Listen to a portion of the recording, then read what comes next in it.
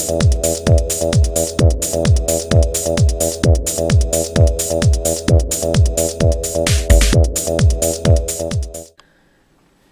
there everyone, today I'd like to take a casual peek into the Star Wars The Vintage Collection AT-AT Commander. This figure set was originally released in 2010 during the summer, and I found this figure set at a Target for $8.99. I had purchased the AT-AT vehicle set earlier, and I needed a commander to oversee the operations of the AT-AT, and I would have preferred the General Veers. I really like that character, especially during the Hoth battle scene. And but they didn't sell that figure at the time I purchased the AT-AT. They had the AT-AT Commander here, and I kind of understand, because I think they're trying to keep to the original vintage figure release. You can take a look at the back here, and I believe originally they did not have a General Veers figure. They just had the generic AT-AT Commander here. So I kind of understand why they didn't release a General Veers, but hopefully they will sometime down the road, because I noticed that the latest release of General Veers was in 2006 with the Saga collection, and he goes for quite a bit of money. I think like $15. So I'd rather just spend $8.99 on a General Veers than $15. But anyways, you can see the figure here in the package. It's actually a nice looking figure.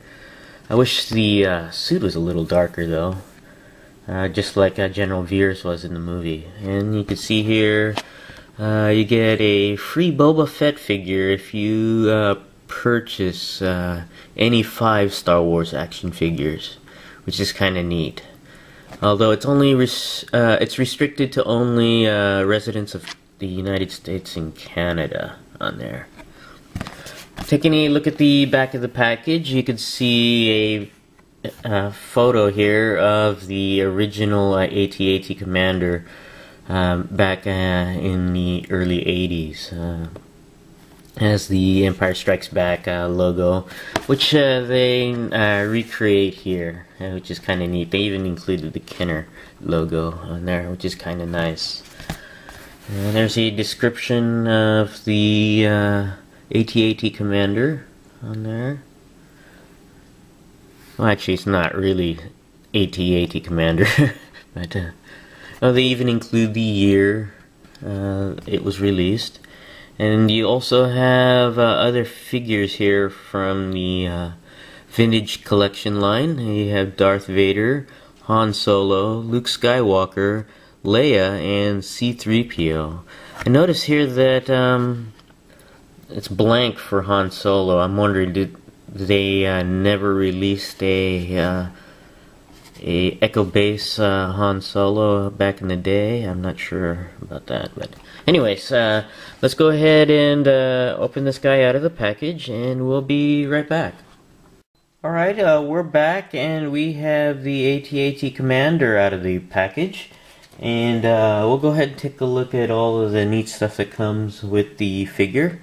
First up we have here is the redemption certificate for the exclusive rocket-firing Boba Fett figure, which is kind of neat.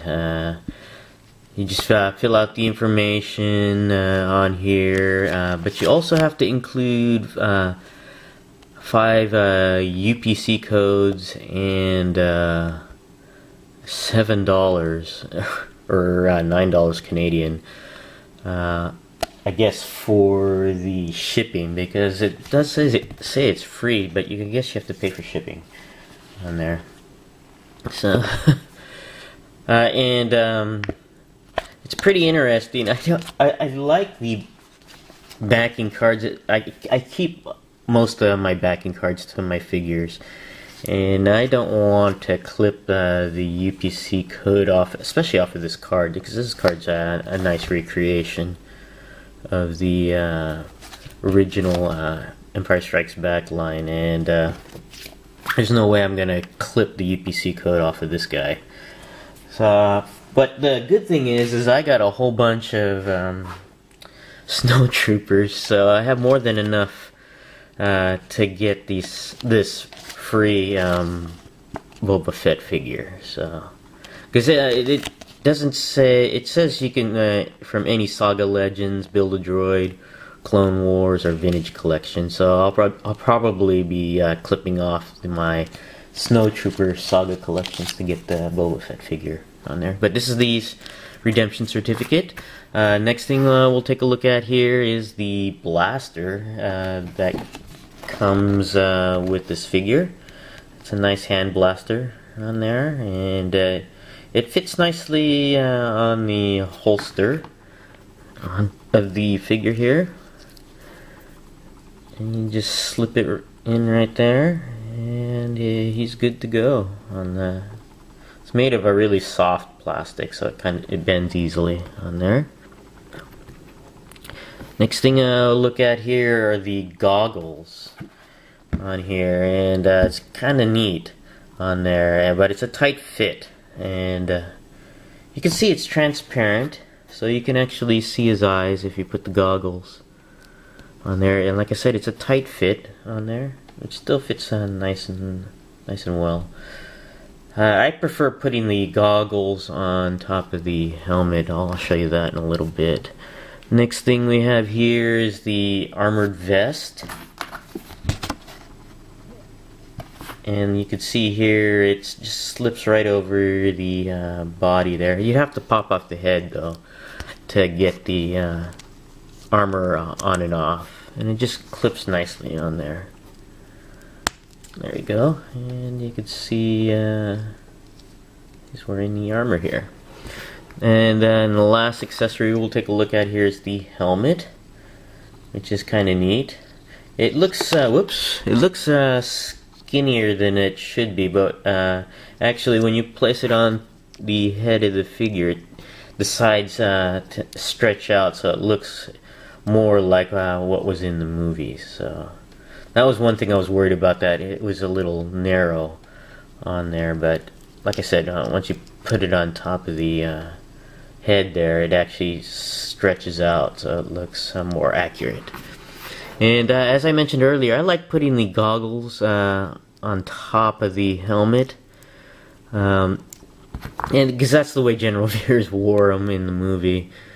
And but it's a very tight fit on there, trying to get that on there. And I got it on there earlier, and it doesn't look like it's going to allow me to put it on there now.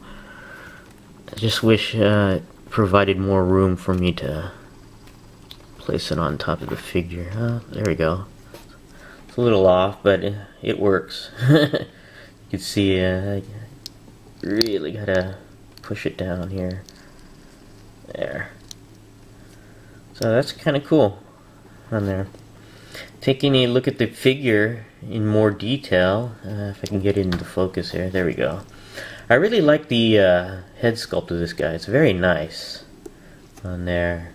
It looks like your typical Empire officer, Imperial officer, I should say.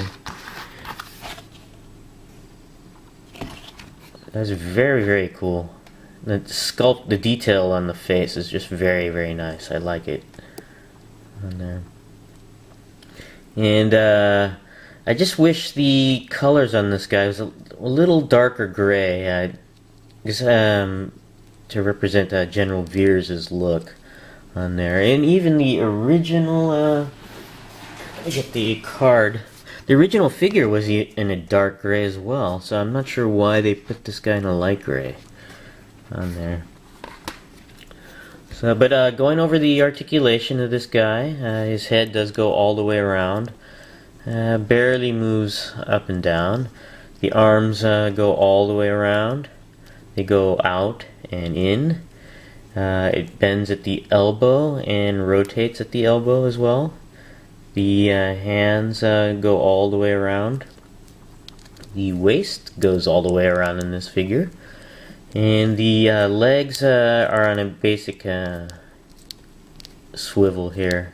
So it goes up, down, to the back just a little bit and does not go off to the side. And this tunic prevents a lot of the movement up and down. The knees do bend and rotate on there.